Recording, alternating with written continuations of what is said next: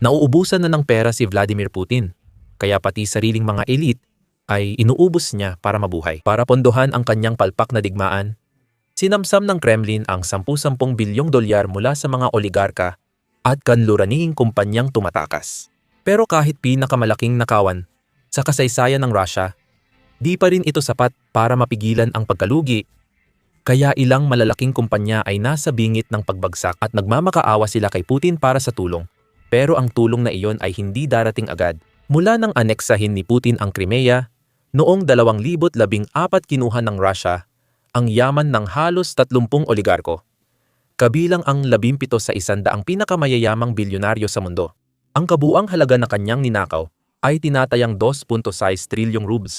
Mahirap nang i-convert sa dolyar ngayon dahil bumagsak ng husto ang ruble mula 2014. Masasabing pinag-uusapan natin ang 10-10 bilyong dolyar na ninakaw mula sa sariling elite. Ngunit bago pa nagsimula ang digmaang ito, mula Pebrero 2022, lumala ang sitwasyon sa Russia. Hindi na lang mga oligarko na tumalikod sa kanya ang pinupuntirya ni Putin, pati na rin ang mga kumpanyang kanluranin na sumusubok umalis sa Russia. Simple lang ang kanilang taktika. Kapag tinangkang ibenta ng kanluraning kumpanya ang asset nila sa Russia at umalis, hinaharang ito ni Putin at ibinibigay sa malalapit niyang tao sa mababang halaga. Direkta niyang kinukuha ang bilyon-bilyong halaga mula sa kanluran at binibigay sa mga kaibigan at pamilya. Sa unang 3 taon ng digmaan, tinatayang 50 bilyong dolyar na ang kanyang nanakaw. Pero ang masama, hindi ito gumagana dahil kulang ito. Pati mga binabayaran ng Russia para magsinungaling nagsisimula ng magsabi ng totoo. Pakinggan mo, galing ang clip na ito sa propagandista ng Russia. Dito, maraming tao, lalo na sa kultura at education, ang nahihiyang maging Ruso. May mga tao mula sa kultura na tumatawag at gustong mag-fundraising para tumulong. Sinasabi ko, suportado namin yan. Siyempre, tumulong kayo, pero tandaan nyo lang na kapag inanunsyo nyo ang fundraising sa inyong grupo, sinasabi ko sa inyo, prangka ako, magugulat talaga kayo. Kalahati ng staff ay nagtanong, bakit kailangan yan? Kailangan ba talaga natin ang digmaan na to? Tutol kami dito. Napamulagat talaga yung lalaki. Walang laman ang pondo, halos walang padala. Maswerte na kung makabili pa tayo ng medyas at brief. Sobrang kaunti na lang ang nalilikom sa fundraising. Dati nakakabili pa tayo ng mga sasakyan, drone at generator. Ngayon mahina na ang lahat dahil pagod na ang mga tao at matindi ang problema ng bansa. Sa pagtatapos ng unang quarter, magsisimula ng magising ang mga tao. Sa Moscow, 500 restaurant ang nagsara. Maraming dating tumutulong na negosyo sa diesel o gasolina ay nagsasara na at hindi na makakatulong. Bago matapos ang taon, tuluyan tayong babagsak. Pabagsak na tayo sa hukay. Pakinggan mo, mismong mga Russian propagandista na dapat sumusuporta sa digmaan, umaamin sa laki ng pinsalang dulot nito sa ekonomiya. Sa madaling salita, kulang ang pera ng hukbong Ruso para pondohan ang sarili. Malaking problema ito para kay Putin na gustong lumaban ng ilang taon. Narito ang isang biro mula sa panahon ng Soviet na nagpapaliwanag ng sitwasyon ng eksakto.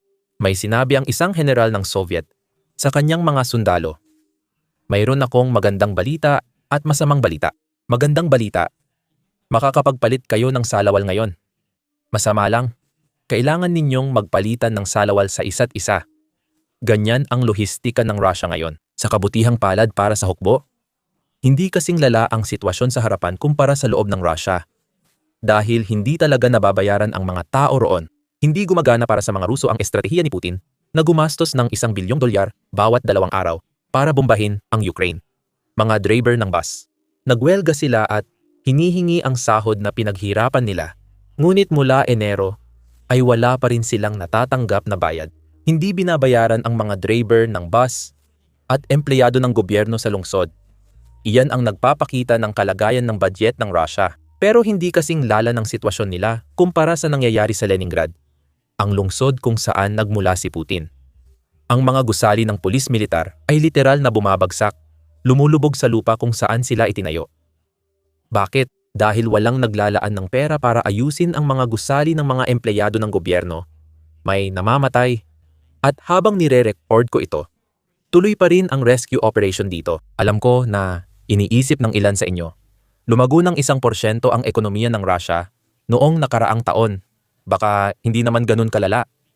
Ipaliwanag ko ang numerong ito dahil tulad ng lahat ng bagay sa Russia, kailangan nating itong suriin. Ang sektor lang ng depensa ang tunay na productive sa Russia. Ang mga kumpanyang gumagawa ng tangke, armas, bala, at iba pang pangangailangan ng militar. Pero ang problema sa ganitong paglago ng ekonomiya, hindi ito pang matagalan. Pwedeng tumaas ng 1% ang GDP kung bibigyan ng bilyon-bilyong dolyar ang mga gumagawa ng armas. Pero gagawin lang nilang tangke na ipapadala at masisira sa Ukraine. Wala kang nalilikha o naibibigay na benepisyo para sa mga mamamayan at hinaharap puro pagsasayang lang ng pera. Gumagastos ka ng malaking pera sa tangke, pero masisira rin naman.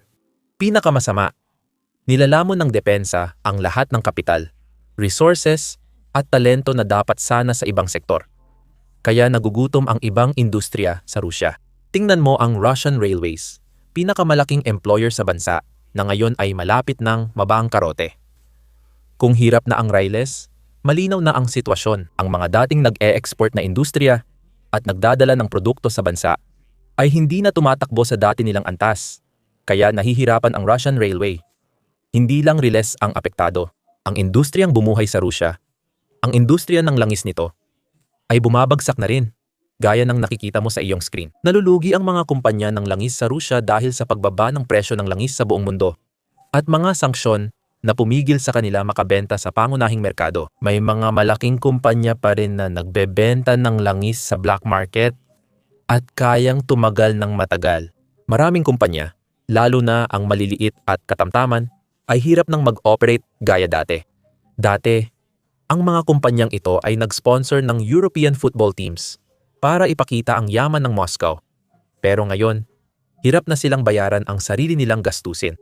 Ngayon, gusto kong humingi ng paumanhin ng maaga para sa susunod na ito dahil parang biro siya pakinggan. Pero hindi ako magbibiro tungkol sa kahit anong relihiyon. At hindi ito biro. Talagang nasa isang headline ito. Sabi ng simbahang Russian Orthodox, hindi daw dinirinig ng Diyos ang dasal ng mga Ruso para sa mas mataas na sahod.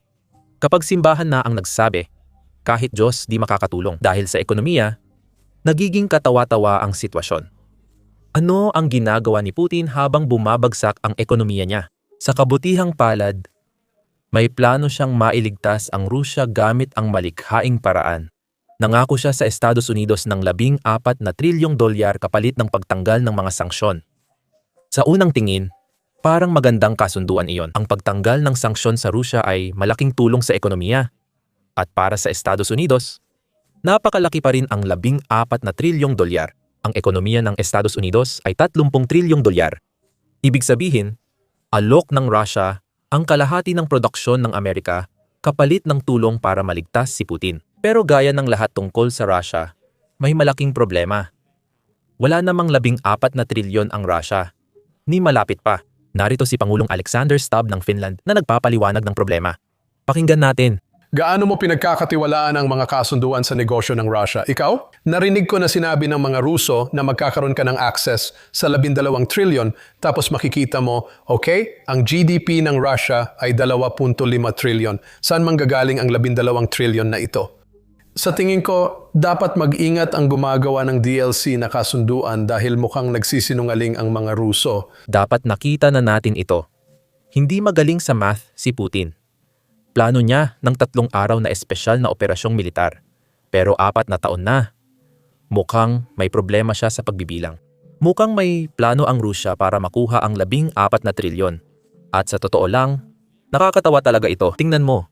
Pinagmulta ng Rusya ang Google ng $1.2 quintillion. Hayaan mong ilagay ko yan sa tamang perspektibo. Ang 1 quintillion ay 1 milyong bilyon. Yan ay isa na sinusundan ng 18 zero. Ang kabuang pandaigdigang GDP, ang GDP ng bawat bansa sa mundo, na pinagsama-sama ay humigit kumulang 110 trilyong dolyar. Ibig sabihin, ang multa na ipinataw ng Russia sa Google ay 900 bilyong beses na mas malaki kaysa sa pandaigdigang GDP. Bakit? Binura ng Google ang 2 YouTube channel ng mga Kremlin-controlled media outlet. Siguro, plano ni Putin na pondohan ang alok na 14 na trilyong dolyar ay multahan ang Google ng halagang hindi naman umiiral. Pero sandali, may isang problema si Putin at ito ay talagang nakaka-ironic. Naalala mo ba kung bakit sinabi ni Putin na sinimulan niya ang digmaan na ito?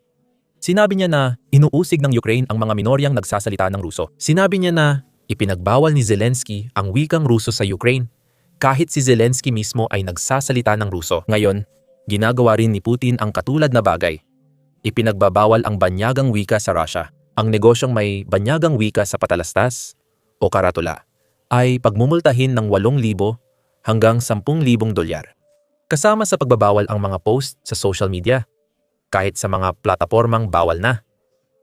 Sa Russia, Ruso lang ang pinapayagang wika. Ngayon, malinaw na ginagawa ito ni Putin dahil hindi sinasagot ng Google ang email nila. Kaya gusto niyang makakuha ng pera kahit paano. Kung hindi niya kayang i-blackmail ang Google, hula ko gusto niyang i-blackmail ang mga mamamayang Ruso. Sobrang desperado na siya, kaya pinagmumulta na niya ang mga negosyo dahil sa paggamit ng Ingles sa kanilang mga karatula.